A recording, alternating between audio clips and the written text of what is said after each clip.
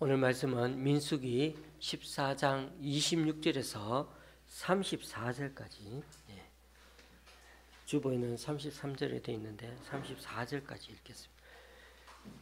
민수기 14장 26절에서 34절까지. 제가 가지고 있는 구약 성경은 218쪽입니다.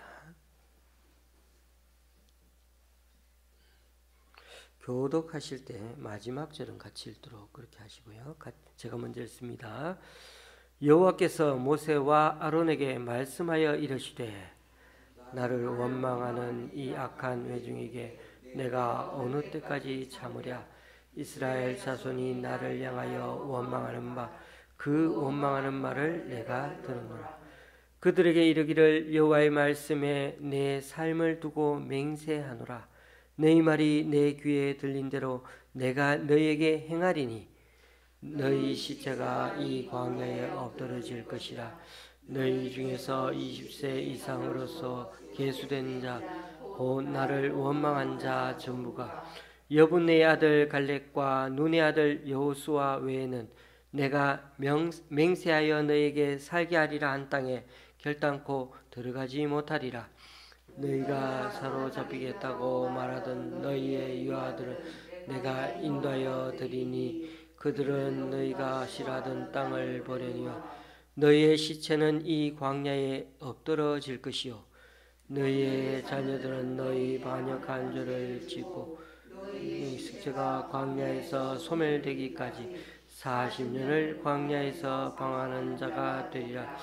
너희는 같이 읽습니다. 너희는 그 땅을 정탐한 날 수인 40일의 하루를 1년으로 쳐서 그 40년간 너희의 죄악을 담당할지니 너희는 그제서야 내가 싫어하면 어떻게 되는지를 알리라 하셨다 하라. 아멘.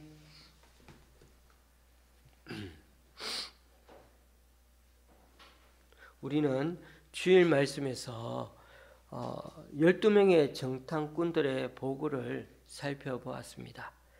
유능한 젊은이들인 12사람 모두는 무려 40일간이나 적지에 들어가서 가나안 상황을 참 정확하게 잘 파악하고 그렇게 돌아왔습니다.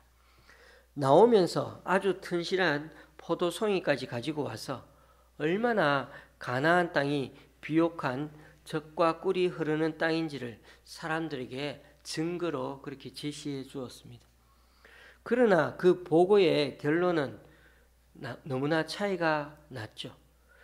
여호수아와 갈렙은 하나님의 말씀대로 우리가 여기까지 왔는데 보니까 정말 젖과 꿀이 흐르는 땅이 확실하니 이제는 전략을 잘 짜서 가나안을 취하자고 그렇게 하는 반면에 나머지 10명은요.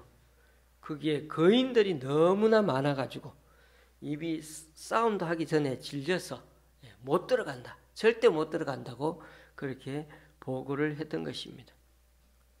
10대 2. 어떻게 보면 다수의 의견인 10명의 지휘관들의 보고를 들은 이스라엘 백성들은 소리를 높여 부르짖으며 밤새도록 통곡했습니다. 정탐꾼들의 부정적인 보고를 들으니까 이스라엘 백성들이 얼마나 낙담되고 좌절되었을까요? 그것을 울며 밤새 그렇게 보냈다는 그 말씀을 보면 참으로 이들의 부정적인 생각, 이 부정적인 말들이 얼마나 사람들에게 영향을 미치는지를 모릅니다. 사람에게 부정적인 생각이나 불안감이 마음에 전염되듯이 이렇게 사람들에게 퍼지게 되면 그것을 참 떨치기가 그렇게 쉽지가 않습니다. 특히 사람에 대한 첫인상이나 선입견 얼마나 무섭습니까? 한번 잘못 딱 그렇게 찍히면 말입니다. 우리 생각 중심에 그 씨가, 부정적인 씨가 뿌리를 내리고 싹을 돋우면은 엄청난 속도로 내 마음속에 부정적인 생각이 자라게 됩니다. 여기 이스라엘처럼 순식간에 하룻밤새 그 온 백성을 다 부정적인 마음으로 이젠 정말 아무것도 할 수가 없구나. 이젠 절대 이거 큰일 났구나. 이런 마음을 심게 된 것이죠. 모든 백성이 모세와 아론을 향해서 원망했고, 더 나아가서는 이집트 노예 생활에서 구원하여 주셔서 여기까지 오게 하신 그 하나님의 인도하심도 부정하기에 이르렀습니다. 왜 여기까지 우리를 데려와가 이렇게 죽게 만드느냐고. 그들은 여기 거인족 아낙 자손의 칼에 죽는 것보다는 차라리 다시 이집트로 돌아가 가지고 노예 생활을 하는 게 더 낫겠다고 울부짖는 사람들이 많았습니다. 그래서 모세 대신에 이제 새로 지도자를 선출해 가지고 이집트로 돌아가자고 막말까지 합니다. 마치 하나님을 모르는 것처럼 순식간에 불신앙의 끝자락을 이들이 못 볼 거 안 볼 것 끝장을 다 내 보여줍니다. 그러니 지금 이스라엘 분위기는 정말 살벌함 그 자체입니다. 생각해 보십시오. 하나님은 이들을 지금까지 구원해 내시기 위해서 이집트 바로왕 파라오 앞에서 몇 번이나 10번씩이나 그 엄청난 놀라운 기적을 행하시지 않았습니까? 거기다가 홍해 바다를 쫙 갈라서 이 많은 백성들을 구해내지 않으셨습니까? 가는 곳마다 먹을 것 마실 것 다 공급해 주셨죠. 그리고 시내산에서 하나님과 어떻게 끈끈한 언약도 맺고 성막도 짓게 하셔서 어떻게 했습니까? 내가 너희들의 든든한 후계자가 앞으로 계속 되어주겠다고 그렇게 이스라엘 백성들 중앙에 그렇게 함께 가기로 철석같이 약속도 하셨죠. 그런데 이 모든 하나님의 과거의 은혜를 통째로 이 순간에 다 까먹어 버릴 수 있는 게 누구라고요? 이스라엘 백성들이고 우리들 자신들이기도 합니다. 이런 긴박한 상황 속에서 모세와 아론은 어떻게 했습니까? 온 백성 앞에 납작 엎드립니다. 혹시 나 때문에 이 사람들이 걸림돌이 될까 봐. 지도자인 그들이 최대한 몸을 낮춰서 감정 싸움을 피합니다. 그 정도로 모세와 아론은 그렇게 겸손하게 상황을 파악하고 이렇게 처신하는데, 그러나 그 중에 혈기가 넘치는 이 12명 중에 2명, 여호수아와 갈렙은 이게 너무나 못마땅한 거예요.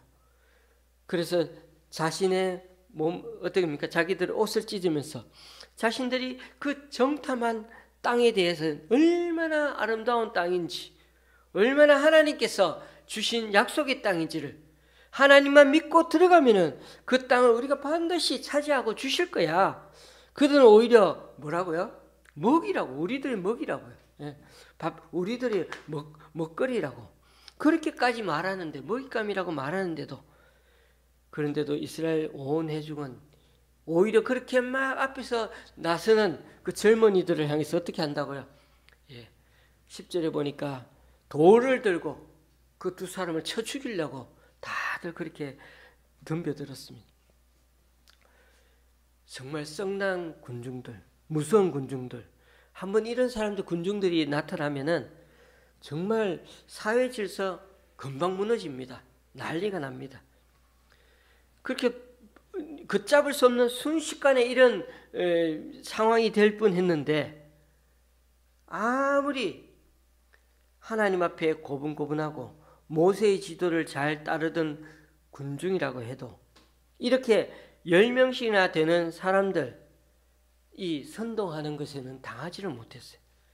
그러다 보니까 그 선동하는 말에 결국은 신앙심도 어디 다 엿박 까먹고 다 까먹어버리고 성난 군중이 다 돼가지고, 그 모습이 어디서도 보였죠. 예수님 잘 따라다니던 사람들이 나중에 십자가에 못 박아 죽이라고 그렇게 성난 군중이 되지 않았습니까? 이렇게 하나님을 거부하고 갈렙과 여호수아를 돌로 쳐서 죽이려고 그렇게 이스라엘 백성들이 나서고 있는데, 바로 그 순간 정말 일촉즉발의 정말 위기 순간에 갑자기 하나님 영광이 나타났다고 합니다. 수많은 사람들 손에 각자 돌들을 들고 막 이러고 있는데 여호수아와 갈렙을 죽이려고 하는 그 와중에 하나님이 확 나타나신 것입니다. 정말 드라마 같죠. 이 백성들이 얼마나 놀라고 당황했겠습니까? 자신들이 이동하는 이 순간에도 하나님의 성막이 자신들과 함께 있다는 사실 자체를 조금 전까지 잊고 있었어요. 돌 들고 하나님 계신다는 것은 잊어버리고 하나님 앞에서 자기들이 돌 들고 있는 거예요. 갑자기 나타나신 하나님이 이렇게 말씀하시죠. 12절에서 14절 말씀을 제가 읽어봅니다. 이 백성이 어느 때까지 나를 멸시하겠느냐. 내가 그들 중에 많은 이적을 행하였으나 어느 때까지 나를 믿지 않겠느냐. 내가 전염병으로 그들을 쳐서 멸하고 네게 그들보다 크고 강한 나라를 이루게 하리라. 이게 뭔 말입니까? 하나님께서 얼마나 화가 단단히 나셨는지 이들 싹 다 지워버리고 다시 민족 하나 만들겠다고 그렇게 말씀하시지 않습니까? 순식간에 하실 수 있죠. 하나님 편에서는 이 불만만 달고 살아가는 이 백성들이 참 지긋지긋했을 겁니다. 그 모습 보면 이놈들이 저렇게 올바른 말을 하는 저 둘이를 죽이려고 돌을 들고 있으니 얼마나 기가 차합니까? 어떻게 보면 얼마 전에 몇 달 되지 않은 날에도 이들은 하나님의 큰 노여움을 산 적이 있었습니다. 언제요? 시내산에서 금송아지를 만들어 가지고 이게 너희들을 인도하여 내신 하나님이라고 그렇게 말하면서까지 그렇게 하지 않았습니까? 지금 하나님은 우상 숭배를 하는 것만큼 동일하게 여전히 분노를 표출하고 있어요. 그 당시에 그 우상 숭배를 해가지고 하나님께 진노했던 그 모습처럼 이 불신앙의 모습을 볼 때 하나님이 똑같이 그렇게 지금 반응하고 있다는 것입니다. 여러분, 성난 군중들이 여호수아와 갈렙을 돌로 치고 지도자 모세를 쫓아내려고 하는 그 순간도 참 무시무시한 일이지만은 지금 하나님이 나타나셔서는 이스라엘 백성들을 다 썰어버려 내버리겠다고 하시는 것은 정말 더 두려운 위기의 순간이 아닐 수 없습니다. 까딱 잘못하면 한 민족이 다 광야에서 엎어지고 사라지게 될 판입니다. 이때 지도자 모세가 하나님 앞에 섭니다. 예전에 금송아지 사건 때와 마찬가지로요. 금송아지 사건 때 하나님께서 이들을 다 썰어버리려고 했는데 오늘 또 이게 나타나셔서 하나님 다 이들을 썰어버리고 했을 때 그때도 모세가 어떻게 했습니까? 하나님 앞에 엎어져서 중보기도 했죠. 지금도 마찬가지죠. 이번에도 하나님께 모세가 엎어져서 하나님께 용서를 구합니다. 그리고 모세는 하나님이 이스라엘 백성의 죄를 용서해 주셔야 하는 두 가지 이유를 아주 설득력 있게 하나님께 말씀드립니다. 이 얘기를 들어보시면 모세가 얼마나 정말 대단한 사람인지를 알 수가 있습니다. 시간 관계상 간략하게 말씀드리면 이스라엘 백성을 다 없애버렸을 때 첫째, 하나님이 세상에 비웃음을 살 수 있다는 것입니다. 이 말씀이 15절 16절에 나오는데요. 하나님이 이스라엘 백성을 이집트의 노예에서 구출해가지고 이렇게 광야로 데리고 왔는데 그렇게 왔다는 것은 결국은 건동에 있는 모든 민족들이 이 소문 다 알아요. 왜냐하면 그 대제국인 이집트가 대표했기 때문에 그걸 너무나 잘 압니다. 그래서 하나님이 유명해졌어요. 하나님과 더불어 이스라엘 백성들이 광야를 가는 거 정말 사람들이 와 하면서 옆에서 다 소문들을 알고 있는데 그런데 가나안 땅 초입에 있는 이 여리고성의 라합도 나중에 그 여호수아 장군이 정탐꾼을 보냈을 때 그때 그 사람들 어떻게 했어요? 라합이 왜 그렇게 도와주었죠? 결국은 이스라엘 백성들의 소문을 다 들었거든요. 하나님이 도와줘서 주변에 있는 사람 다 간담이 서느라고 다 저렇게 막 둘둘 떨고 있다고. 그러니 이미 이 주변에 있는 사람들을 다 알고 있는데 이스라엘 백성이 광야에서 하나님 때문에 다 죽었다고 한다면 하나님이 능력이 없어서 그렇게 되었다고 할 거라는 것입니다. 그러면 하나님의 명성에 떨어지게 되는 것이라고 그렇게 모세가 말하고 있습니다. 둘째는 하나님은 노하기를 더디하시고 인자가 많으신 분이신데 이번에도 하나님이 은혜를 베풀어 주셔야 되지 않겠느냐고 하나님의 성품을 붙들고 그렇게 간절히 기도했던 것입니다. 이번에도 용서하시는 것에서 하나님의 영광을 드러내 달라고 그렇게 모세가 간구했던 것입니다.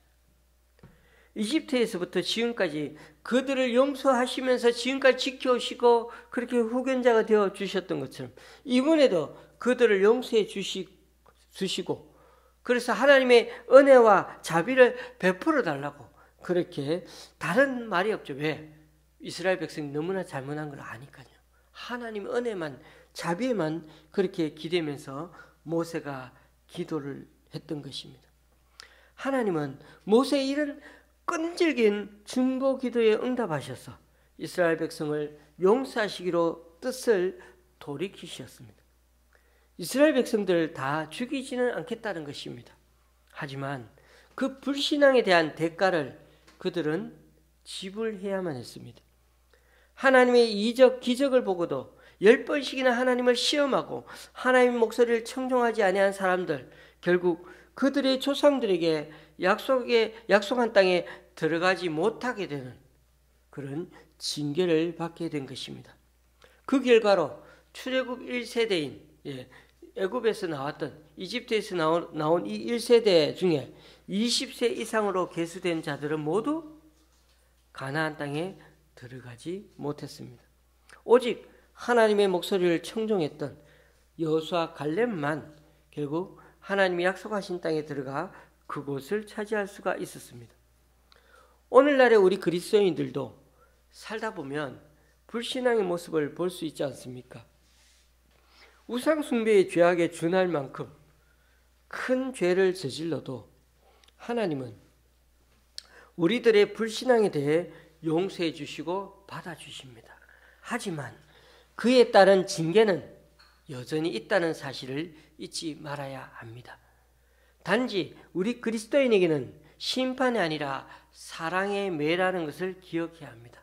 어느 누군가에는 심판으로 돌아가지만 어느 누군가에는 징계가 있는 것입니다.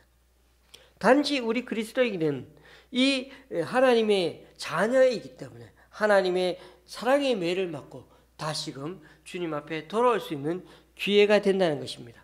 비록 심판에 준할 만큼 고통스러운 징계를 할지라도 스스로 하나님 앞에 회개하며 나아가는 자세가 필요하다는 것입니다. 안 그러면 이렇게 나를 위해 기도해 주는 동력자가 필요합니다. 지금 내가 이렇게라도 반듯하게 우리 각자가 서게 된 것은 때로는 누군가 나를 위해 기도해 주고 있다는 사실을 또한 잊지 말고 주님의 인애와 자비가 아니면은 우리는 살아갈 수 없는 존재라는 것을 다시 한번 기억해야 할 것입니다. 모세의 기도를 들으신 하나님께서는 이스라엘을 당장 멸하는 것에 대해서는 뜻을 돌이키셨지만은 그렇다고 이들을 가나안에 들여보내지 않겠다는 입장은 변하지 않으셨습니다. 그래서 하나님의 징계는 32절 33절에 이렇게 나와 있습니다. 너희의 시체는 이 광야에 엎드러질 것이고 너희의 자녀들은 너희 반역한 죄를 지고 너희의 시체가 광야에서 소멸되기까지 40년을 광야에서 방황하는 자가 되리라. 하나님을 원망한 백성들, 즉 출애굽한 1세대는 이 광야에서 수십 년 사이에 다 죽어버리고 단 한 명도 약속의 땅으로 들어가지 못할 거라는 말씀은 이해하겠는데, 그런데 그 자녀들은 무슨 잘못이 있습니까? 그 자녀들은 부모의 죄를 지고 광야에서 방황하면서 살아야 된다는 것입니다. 하루 전까지만 해도 광야는 이 백성들에게 있어서 어떻게 보면 우리는 가나안 천국, 그런 목표를 향해 가는 길이었습니다. 하나님의 약속을 믿고 하나님의 그렇게 큰 뜻을 비전을 품고 이제는 저 가나안 땅에 들어가면 얼마나 행복할까 이런 꿈을 꾸고 있었는데, 그러나 이제 광야는 졸지에 목적을 잃어버린 자신의 인생에 방황하는 길이 되었습니다. 우리가 가나안에 들어가지 못하고 여기에 죽게 된다니 얼마나 황당한 일이 되겠습니까? 목표가 없어졌죠. 가나안 땅을 안 들어간다고 하니까 이제 믿음의 길에서 이탈해 버리는 순간이 되었습니다. 여러분, 가나안 성도라는 말을 들어보셨죠? 하나님을 찾아다니면서 가나안을 향해 가는 성도들을 가리키는 말이 아닙니다. 좀 부정적인 용어로서 교회 안 나가지만은 하나님을 믿는 성도라는 뜻이죠. 교회를 정해놓은 것은 아니지만 그렇다고 신앙은 가지고 있다는 것입니다. 이런 성도가 우리나라에 참 많다고 합니다. 왜 이런 현상이 일어났다고 보십니까? 교회가 교회답지 못하고 믿을 수가 없는 일들이 많이 일어나는 집단이 되어가고 있어서 그렇답니다. 여기 이스라엘 백성들처럼 말입니다. 한 가지 더 여기서 추가되는 점은 교회 리더여 지도자들이 세속화되고 타락해서 자꾸 돈이나 사람 숫자로 신앙 기준, 신앙 수치로 보다 보니까 영적인 교회가 아니라 물질적인 교회로 자꾸 바뀌어가고 있다는 것입니다. 그런데 여러분, 코로나 사태를 지나면서 이 3년 사이에 이런 현상은 더 심화되었습니다. 전에는 가나안 성도라는 말을 사용했는데 요즘은 영어로 말해서 플로팅 크리스천이라고 합니다. 이 뜻은 부평초처럼 떠다니는 성도라는 것입니다. 부평초처럼 떠다니는 성도. 근데 이 플로팅 크리스천은 예전에 가나안 성도와 좀 다릅니다. 가나안 성도는 교회 안 나오는 사람들에 대한 좀 부정적인 표현을 담고 있다면, 요즘은 오히려 교회 안 나가고 교회를 내가 골라서 교회다운 교회를 찾아다니러 다니는 성도들을 가리켜서 플로팅 성도라고 합니다. 이런 말이 그렇게 생기게 된 것이 바로 코로나 사태가 너무 3년 동안 오래 길다 보니 교회를 안 나가고 비대면으로 예배를 드리다 보니 인터넷에서 교회를 찾고 예배를 찾아다니고 그렇게 하는 사람들이 늘어나면서 졸지에 이제 적극적으로 내가 교회를 찾아다니고 더 나은 교회를 찾아가야겠다고 하는 사람들이 늘어나게 되었다는 것입니다. 그 중에는 젊은 세대들이 많죠. 그만큼 젊은 세대들은 이제 교회 개념이 예전과 다릅니다. 하나님을 믿으려는 사람들이 많아진 것이지, 믿으려는 사람들을 얘기하는 것이지 교회를 신뢰하는 것은 아니라는 것입니다. 그러니까 신뢰할 만한 교회를 자신들이 찾아가겠다는 것입니다. 그리고 코로나가 해제되면서 이제 그런 사람들 교회에 나와야 되는데, 그런데 교회 현장 예배에 나오고 있는 사람들은 코로나 이전보다도 코로나 풀리고 나와서 57.1%밖에 회복이 안 되었다고 합니다. 60%도 아니죠. 10명 중에 4명은 코로나 이후에 지금 교회를 나오고 있지 않다고 합니다. 전에는 교회에 나왔는데, 그 가난한 성도도 아닌데 그만큼 사람들이 이제는 또 다른 사람들이 많이 늘어났죠.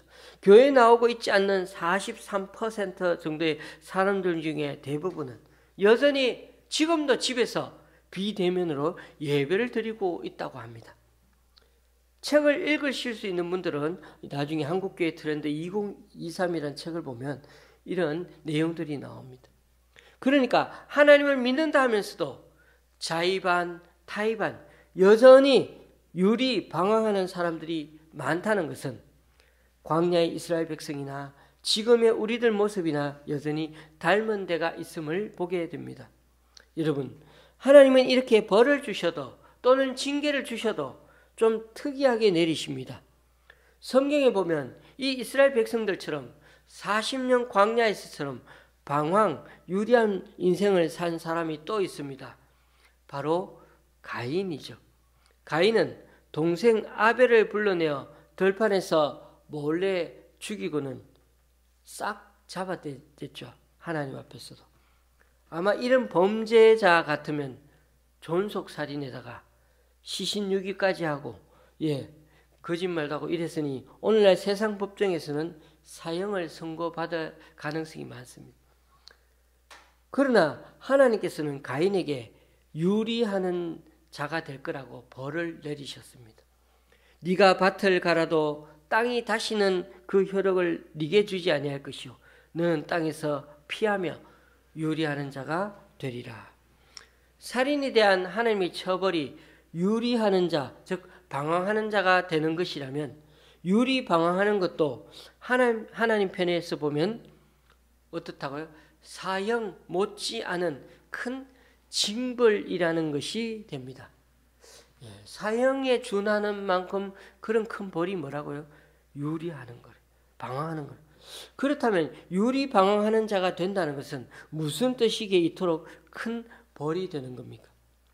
인생의 목적을 잃어버린 채 이리저리 방황하는 삶이 어째서 그렇게 큰 벌이 되는 겁니까? 맞습니다. 사람은 원래가 지원받을 때 동물과는 전혀 다른 모습으로 지원받았기 때문이죠. 사람은 하나님처럼 영적인 존재요. 자아실현에 대한 욕구가 있는 존재를 지원받았기 때문입니다. 그게 동물하고 사람하고 완전히 다르죠. 결국 사람은 뭔가 가치 있는 일, 의미 있는 일, 목적이 없으면 목적이 없이 사는 것은 짐승과 같이 사는 것과 진비 없는 자이기 때문에 사람은 그것을 견디지 못합니다. 그래서 뭐든 자신의 목표점을 두고 사는데 어떤 사람들은 돈을, 명예를 최고의 목표로 두고 살아갑니다.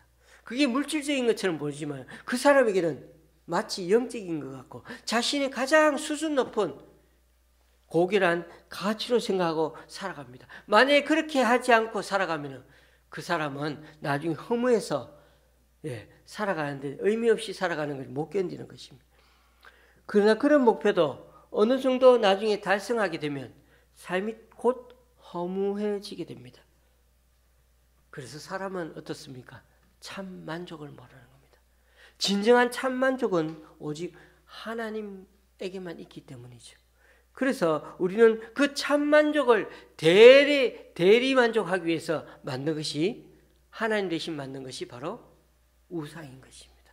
그 우상이 돈이 되기도 하고 여자가 되기도 하고 또 어떻게든 명예가 되기도 하고 이런 것들을 그렇게 대체하고 사는 것이지만 그러나 영혼을 사모하는 사람에게는 하나님을 만났을 때 진정으로 참 만족을 느끼며 살아가게 되는 것입니다. 그런데 그런 인생을 참 만족을 만나지 못하고 살아가는 인생은 결국은 죽음 앞에 섰어야 인생은 더덥다, 허무하다 그렇게 느끼고 결국은 인생을 종치게 되는 것입니다. 교우님들, 오늘 말씀을 잘 묵상해 볼 필요가 있는 것은 하나님은 죄 안에 벌이 있다고 하십니다. 세상 재판은 늘 죄에 따로 벌 따로 그렇게 해서 재판을 합니다. 하나님도 언젠가는 그 죄에 준해서 마지막 심판을 준비하십니다. 죄에 대한 벌을 분명히 준비하십니다. 그럼에도 불구하고 하나님이 이 세상에 살아가는 사람들에게 죄 안에 벌을 두신다고 말씀하십니다. 여러분 어떻습니까? 세상은 늘 이렇게 죄 따로 벌 따로 하는 거에 많은 일들이 일어나는데 죄를 짓고도 벌을 받지 않는 경우가 얼마나 많습니까? 몰래 숨어서 더 죄를 짓는 걸 좋아하는 사람들이 많죠. 안 들키면 더 죄를 짓는 거죠. 더 죄를 짓는 게 들켜도 어떻습니까? 요즘 감옥 가고 돈은 뭐 수백억 수천억을 떼먹어도 나 돈 없어. 그러면 이제 어떻게 갚을 길도 없고 그냥 감옥에만 그냥 살면 되는 거죠. 그런 사람들이 요즘 막 늘어나고 있습니다. 그에 비해 피해자들은 왜 가해자가 저렇게 벌을 받지 않고 버젓이 활보하고 또 변호사 잘 두면은 그렇게 또 여러 가지 죄가 이렇게 면해지고 그렇게 떳떳이 돌아다니는 게 놔두느냐고 너무나 억울해합니다. 그렇게 한번 생각해 보십시오. 제가 내 자신이 그 피해자가 되어보면 정말 미칠 지경이 안 되겠습니까? 정말 힘들 것 같아요. 미칠 지경이 될 것 같아요. 문제는 사람들은 다 전지전능하지가 않다는 것입니다. 지은 죄를 즉시 잘 분별하고 감별해가지고 죄를 잘 밝혀내지를 못한다는 것입니다. 현행범이 아닌 이상은 그 죄를 밝히는데 얼마나 많은 시간이 소요되고 돈은 얼마나 들고 사람 마음은 얼마나 상해지는지 모릅니다. 거기다가 판사, 검사, 변호사 등등 얼마나 그 속에 이런 사람들 사이에 검은 커넥션과 봐주기 재판이 얼마나 많은지 우리는 아무도 잘 모릅니다. 그러나 우리 하나님은요, 아예 죄 안에다가 벌을 두신다는 겁니다. 요한복음 3장 18절 19절에 보면 이런 말씀이 있습니다. 그를 믿는 자는 심판을 받지 아니하는 것이요 믿지 아니하는 자는 하나님의 독생자의 이름을 믿지 아니하므로 벌써 심판을 받은 것이니라. 그 정죄는 이것이니 곧 빛이 세상에 왔으되 사람들이 자기 행위가 악함으로 빛보다 어둠을 더 사랑한 것이니라. 여러분, 우리가 하나님을 믿는다는 게 얼마나 감사한지 모릅니다. 믿지 않는 사람은 이미 그들은 심판을 받은 거나 다름이 없습니다. 그 인생이 늘 빛보다는 어둠을 더 좋아하고 또 어둠에 더 어울리며 그네들끼리 그렇게 살아가는 것 자체가 벌써 요한복음 말씀대로 하면 심판을 받은 거나 마찬가지라는 것입니다. 그렇게 유리방황하며 사는 게 바로 하나님께 정죄받은 것이기 때문입니다. 죄를 지어 어둠 가운데 머무르는 것 자체가 하나님 보시기에는 심판이요 벌이기 때문입니다. 그러나 교우님들, 우리가 죄를 짓지 않는 게 좋지만 그게 잘 안 됩니다. 그런데 우리는 죄를 지은 후 자꾸만 어둠 속으로 숨어 버리려고 합니다. 그런데 죄를 다룰 때 가장 중요한 것은 죄를 지은 사람으로 하여금 어찌하든지 빛 가운데로 나오게 하는 것입니다. 가인은 죄를 짓고 제일 먼저 한 것이 에녹성을 지어서 자기 스스로를 거기에다가 가두어 놓고 꽁꽁 숨었어요. 사람들하고 거리를 두고 그렇게 성을 쌓아가지고 그렇게 자기를 보호하고 거리를 두고 그렇게 살기를 원했습니다. 그런데 우리는 빛의 자녀이고 죄를 다룰 줄 아는 사람들입니다. 죄를 지으면 어떻게 해야 된다고요? 하나님께 달려가는 자들이 바로 우리들입니다. 그래야 우리는 하나님에 대한 죄의 용서를 받고 우리가 다시금 소생을 믿고 다시금 주님과 바른 관계를 맺고 살아가는 것입니다. 이제 오늘 말씀을 정리하고 마치려고 합니다. 하나님은 각 지파의 엘리트요 차세대 지도자들을 보내어서 그들의 예리한 시선으로 정확하게 가나안 땅을 정탐하게 했습니다. 그러나 그들 중 10명은 하나님이 주신 약속을 제대로 믿지 못하고 비전을 보지 못하고 그저 그 두터운 성벽과 장대같이 크다란 그 거인족들만 바라보고 왔습니다. 그래서 실패에 대한 두려움이 너무나 엄습해가지고는 하나님이 약속해 주신 적과 꿀이 흐르는 땅에 대한 목적의식은 순식간에 다 잊어버리고 사라져버리고 또 하나님도 믿지 못하고 자기들 스스로 메뚜기로 전락하여 그저 서럽게 주저앉아 밤새 울고야 말았습니다. 결국 그들은 방황하는 자의 벌을 받게 되었습니다. 그 벌로 40년을 광야에 헤매고 살아야 했습니다. 그러나 교우님들, 그것이 끝이 아니었습니다. 어둠에 갇힌 자들은 그것이 벌이 되어서 어둠 속에 묻혀 살다가 죽음을 결국 맞이하는 심판의 자리가 되겠지만은 빛의 자녀, 하나님의 자녀들에게는 그 40년은 훈련의 장이요 성숙되어가는 하나님의 손길이었고 자비의 시간이었기도 한 것입니다. 그렇습니다. 하나님은 이 세상의 죄를 사랑하면서 여전히 죄 짓는 걸 두려워하지 않는 자들을 어느 기간 동안 그냥 내버려 두십니다. 던져 두십니다. 우리는 제발 빨리 벌을 내려주셔서 이 사회의 정의를 실현해 달라고 안달하지만 하나님은 느긋하게 말씀하십니다. 내버려둬라, 놔둬라. 때가 되면 탈곡기로 추수할 거야. 이만큼 무서운 말씀이 어디 있습니까? 또한 그들이 마음에 하나님 두기를 싫어하며 하나님께서 그들을 그 상실한 마음대로 내버려 두사 합당하지 못한 일을 하게 하셨으니 로마서 1장 28절 말씀. 하나님이 세상의 그 더러움을 그대로 내버려 두시는 것, 그것 자체가 벌이라는 사실.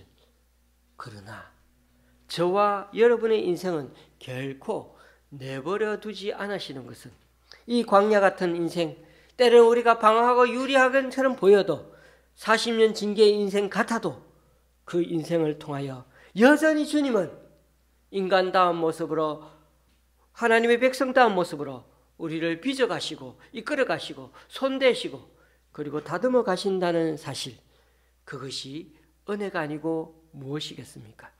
우리가 할거니와 하나님을 사랑하는 자, 곧 그의 뜻대로 부르심을 입은 자들에게는 모든 것이 합력하여 선을 이루느니라. 이 사도 바울의 고백이 저와 여러분에게 큰 울림이 되고 은혜가 되고 감사가 되고 주님께 영광 돌리는 우리의 고백이 될 수 있기를 주님의 이름으로 축원합니다.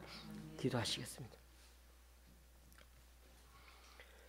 하나님 말씀보다도 상황과 환경, 다수의 사람들 말을 믿다가 하나님을 원망하는 이스라엘 백성들의 모습이 때로는 우리들 모습임을 고백합니다.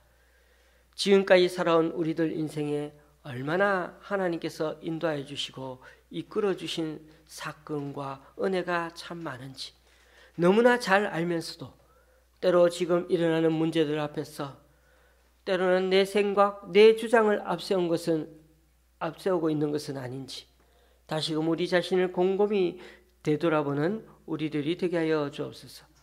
무엇보다 우리들의 불신앙으로 때로 교회의 여러 좋지 않은 모습으로 상처받고 유리 방황하는 인생들이 요즘 참 많습니다. 이분들을 위로하여 주시고 앞으로 좋은 교우들, 신앙인들, 목회자들, 교회를 잘 만나서 어떻게 신앙생활하는 게 바른 것인가를 서로서로 은혜받고 고침받고 서로서로 독려해주고 기도해주면서 주님의 백성답게 살아갈 수 있는 그런 공동체가 되고 우리들이 되게 하여 주시옵소서. 예수님의 이름으로 기도드리며 이제 우리 모두 주님께서 가르쳐 주신 기도를 한 목소리로 함께 기도하오니 하늘에 계신 우리 아버지여, 이름이 거룩히 여김을 받으시오며 나라에 임하옵시며 뜻이 하늘에서 이룬 것 같이 땅에서도 이루어지이다. 오늘날 우리에게 일용할 양식을 주옵시고 우리가 우리에게 죄 지은 자를 사하여 준 것 같이 우리 죄를 사하여 주옵시고 우리를 시험에 들게 하지 마옵시고 다만 악에서 구하옵소서. 대개 나라와 권세와 영광이 아버지께 영원히 있사옵나이다. 아멘.